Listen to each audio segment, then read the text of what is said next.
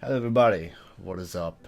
It is CaptainShovels here today to bring you the latest and gaming news.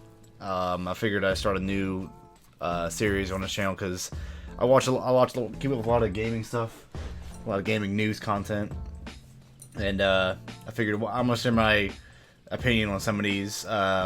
Now, I'm not going to cover every single big news story. I'm just going to cover the ones I kind of care about and the ones I know the most about and the ones I kind of follow. So I'm not going to cover every single news story like, say, like Angry Joe or some of these other big, like, inside gaming, all that stuff. I'm just going to cover the ones that I personally care about, I'm excited for, and I have my own opinion on. So that being said, let's get started. So I figured I'd stand up from the crowd from everybody else by first putting a list of games on the screen that has been released. All the major titles have been released this week. Here they are right now on the screen. There are some multi-platform ones, some exclusive ones on just Steam, Xbox, or PlayStation. Nintendo didn't really have any this week, apparently. So, sorry. But here they are. They are listed on the screen there. Most are multi-platform. We're not really getting any exclusives anytime soon for most of these games. Or at least these consoles, or Steam. So, there you go. So there's not really the whole lot to care about, really. I don't really know much about them, so good for them. Let's talk about. I got some listed here. So some of these are a little bit old. They're about a week old, but I figured I'll talk about them anyway, just because I had a little bit of opinion on them. I've seen them, and I want to talk about them just to see what you guys think and what you guys think that I have an opinion on of it. So, that being said, let's start off with Sony releases, this is pretty recent, Sony releases PS4 Pro console of The Last of Us 2. They released a custom console, a custom headset, a controller, and also a 2 terabyte external hard drive, which I thought was interesting because I don't think I've ever really seen that in a bundle before. It looks pretty cool. I'll put it up on the screen here so you can see it, and it looks pretty dope. I'm not going to get it because I already have a PS4, but that's pretty cool that they're doing that. Now, The Last of Us 2 is one of my highly anticipated games right now. I know a lot of people disagree with that opinion because of the leaks and stuff that have come out the past week, about like a couple weeks ago. And you know what? I don't care. I haven't really seen them yet. I don't really want to see them. I don't want to spoil myself to it. I've heard they're pretty garbage and the story is pretty bad, but I don't want to know anything about it. I hope the game is going to be fantastic. I like the first one a lot. And I'm really excited for it. I even pre-ordered the special LE edition of the game. It was like $250. It has like a backpack and a bunch of other stuff. Well, actually, let me see what it comes with. It comes with you get a bunch of in-game items stuff. You get ammo capacity upgrade, a crafting training manual, Last of Us. That's all part of the game. I guess included with like the pre-order. It's like a pre-order bonus thing, really. That's the pre-order what you can get. Last of Us logo patch, a 7-inch vinyl record from the soundtrack of the game, replica of Ellie's backpack, a 48 mini-page art book, steelbook case, a lithograph art print, and a thank you letter, which is really awesome. I'm really excited to see what that's going to look like. The 12-inch Ellie statue, which I'd be amazing because I got this recently, the Doom Eternal Collector's Edition. Fun fact about that, it's a side tangent, but when I pre-ordered that back in March, I figured it through Walmart, which don't ever do, by the way, never again, and it didn't get shipped, and they never shipped it to me. They had a hot problem with it. It didn't exist in the system. I tried calling support, and they couldn't seem to find it. So I was like, you know what? I'm gonna delete it. I canceled my pre-order, and then GameStop was like, hey, we have it in stock. So I bought it from GameStop, and thank God for that, because while I don't really support GameStop and their practices, I'm glad that they had a available version of that game, because my God, the game was amazing, but just having all that, the helmet and everything, and the little tape and the soundtrack and all that with that, it's awesome. That's what I wanted. So yeah, so I'd know with that. But anyway, a replica of Ellie's bracelet, set of some pins, 5 stickers, PS4 dynamic theme, avatar pins, digital soundtrack, and another digital mini art book that you can get. That's a lot. That's a lot of stuff. And I'm glad that I got it pre-ordered now. I pre-ordered through GameStop again because that was the only thing they had available. They already our source had sold out, so I had to pre-order through GameStop, which I regret doing in the future. But hey, hopefully don't go under, and hopefully I can get my pre-order and time and shipped out to me before they go bankrupt. Moving on, Tony Hawk Pro Skater 1 and 2 Remastered. I played those games a lot when I was a kid. I remember those very fondly. I remember doing like the kick flips and shit and all that, and it was amazing. Soundtracks was great. And to see them go from the PS1 graphics all the way to like the new, graphics today, it's so jarring. It looks amazing. I cannot wait for it. Hopefully it'll be better than Tony Hawk Pro Skater 5 or any other previous Tony Hawk games that have been released in the past 10 years or so. I'm not really sure why they're doing it. I don't know. Tony Hawk has already been relevant for a while, since the early 2000s.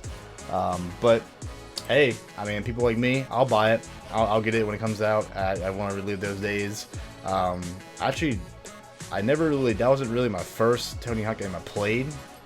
I played those after the fact. I think the first Tony Hawk game I ever played was like Underground, Tony Hawk Underground or something on the original Xbox or whatever at my cousin's house. That was a lot of fun, and then I went back and played the original ones afterwards, and those are just a lot of fun. So yeah, I can't wait to get back into those and see how it is and how it plays. Assassin's Creed Valhalla specs. Now, I haven't really played an Assassin's Creed game in a long time. I haven't really done it. I think the last Assassin's Creed game I played all the way through was Black Flag back in 2013, 14, whatever it was, it came out. Actually, no, it was 2015, because I got it like around my birthday in 2014. So it was like 2015, 2014. I think it was a lot of fun. And then they just started to fuck everything up and make them bad and terrible. And then they kind of took a year off and made Origins and Odyssey. I've heard those games are okay. I don't know, I've never played them. But then they took a year off again. And now they're making Valhalla. It's coming out on all the new consoles. Very exciting. I'm really excited for it, actually, because it's taking place in like the Nordic kind of Viking era of history, and that's really cool because I've always kind of wanted that in an Assassin's Creed next to like Japan, which I guess we're never gonna get. I mean, I've heard it was like a side game, but I never heard about it. Nobody's heard of it. Nobody's played it really. So, I mean, I want to get the main series game, but whatever. So, yeah. But anyway, so they just recently released specs on it, and apparently it's gonna be running at most 30 FPS at a 4K resolution, which is pretty bad considering the fact that if it's going to be on new consoles, you'd think the Xbox Series X and the PS5 we would run 4K 60 at least minimum on a new console hardware. Now I can see that on maybe the PS4 and Xbox One, but come on, I mean, okay, if they're saying it's going to run like that on a PS4 and Xbox One, that's fine, because I can understand that. It's older hardware, it makes sense. I mean, it's going to be a multi-generational release game, kind of like how it was with Black Flag and all the other ones. But you got to have if you're going to buy it on new consoles, you got to make it at least run at 4K 60, at least.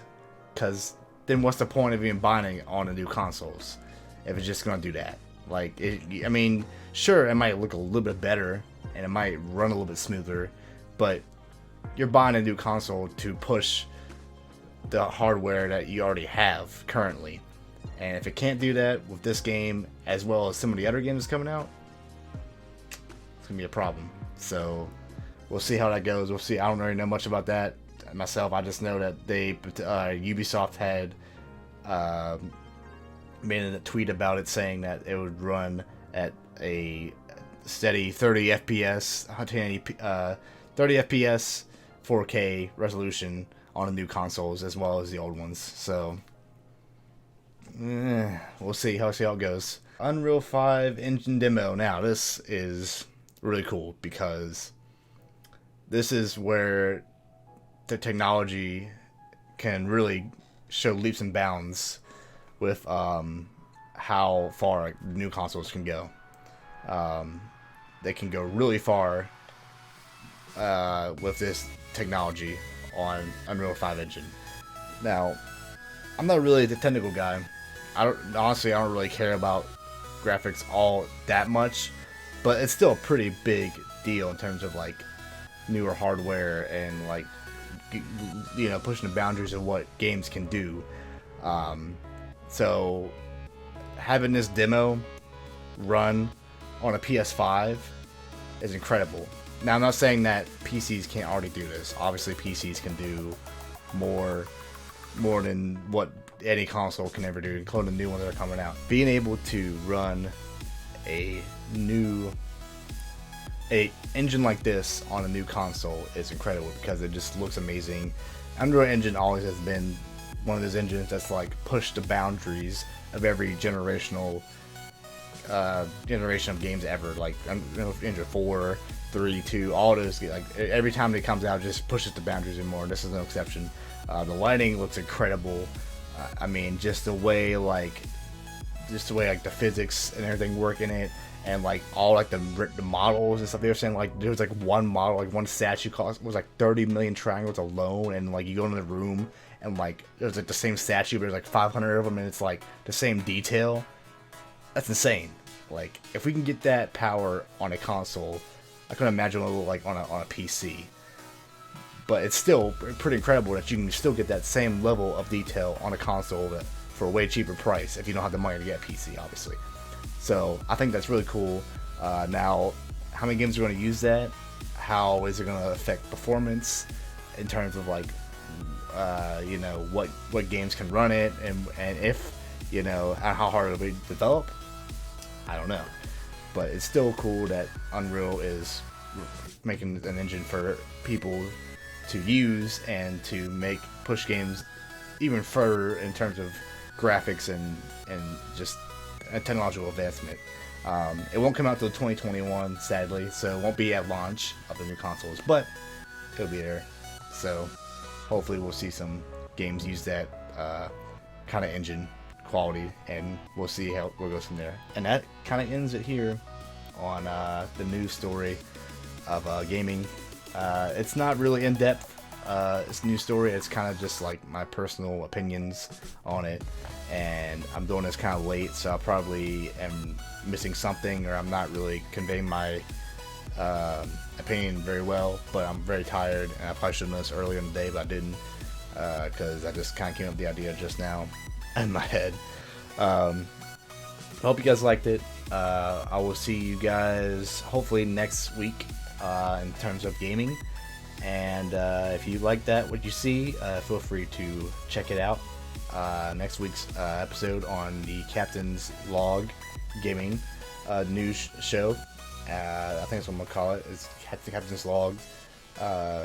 So feel free to check that out if you're interested in that. Be sure to share it around. Click the like button. Subscribe if you haven't already done that. And have a nice day, everyone. And I hope to see you more next week, and hopefully we'll get some more good gaming news. Probably not, but probably we will. So that's always how news goes anyway. You always get positive and negatives. It's never always going to be good. So all right, bye everybody.